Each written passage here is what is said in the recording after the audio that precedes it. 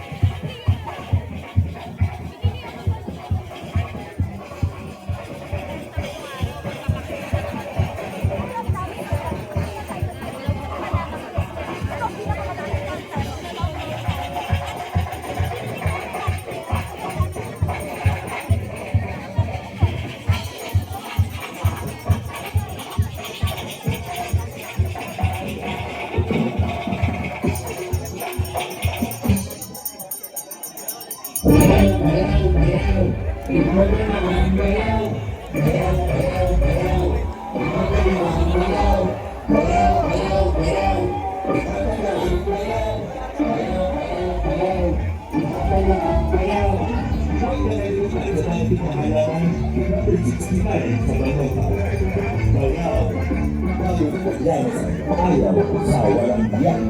Pero huwag kakalimutan ang punto A. Bayaw. Ibuto ko ang bayaw. Bayaw.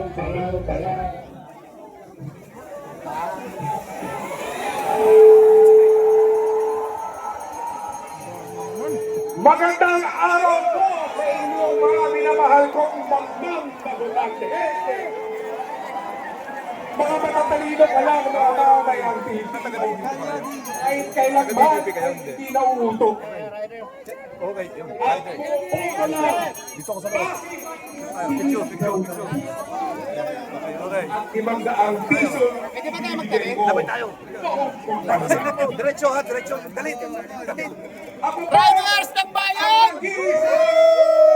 isang bayaw, Kamong Alyansa, ayaw sa walang hiya, party.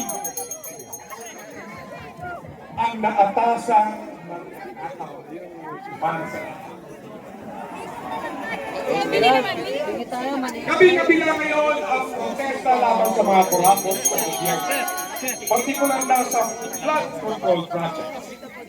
Ang oo, inaamin ko, pinapag din ako. Pero isipin niyo naman, habang lubog kayo sa tubig, kulot ng bagyo, ay patuloy ko naman kayong dinadaha ng relief goods na may attack ng COVID ang bayan. Okay. Sa totoo lang, hindi ko maiintindihan kung bakit nagalit na galit kayo sa korupsyon. Samantalang ginagawa ko lang naman ito para sa aking pamilya, kamag-anak, kaibigan, kapitbahay, at lahat ng malapit sa akin. Diba sabi nga nila, don't hate the player. Hate the kanya-kanyang hustling lang yan. Inangat lang yan. Kumuha din kayo ng illegal. Kasalanan ko bang nilagay niyo ako sa pwesto para lukuhin kayo? Kasalanan ninyo yan! Para sa mga kabataan, huwag po kayong mag-alala. Ang kinabukasan niyong lahat ngayon ay nasa bulsa ko na. At para naman sa mga patuloy na bumuboto sa inyong abang lingkod, huwag kayong matakot. Hindi ko naman sisimutin ang inyong pondo. Itira lang ako ng konti para magmukhang may gobyerno pa rin. Sa kalat ng aking pulang Ferrari, ang aking Mercedes-Benz, ang Maserati, ang mataas na Land Cruiser, nandito lang ako sa inyo habang nilulubog kayo sa baha at inahalin. Kayo po ang tunay na mga bayan. So, paano yan? After neto, sigurado ako pa rin ang iboboto nyo. Kota na ako sa paikasalamuha sa inyo, mga may alipungan sa baha.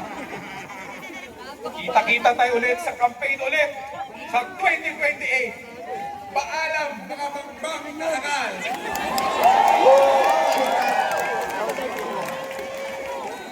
On a serious note,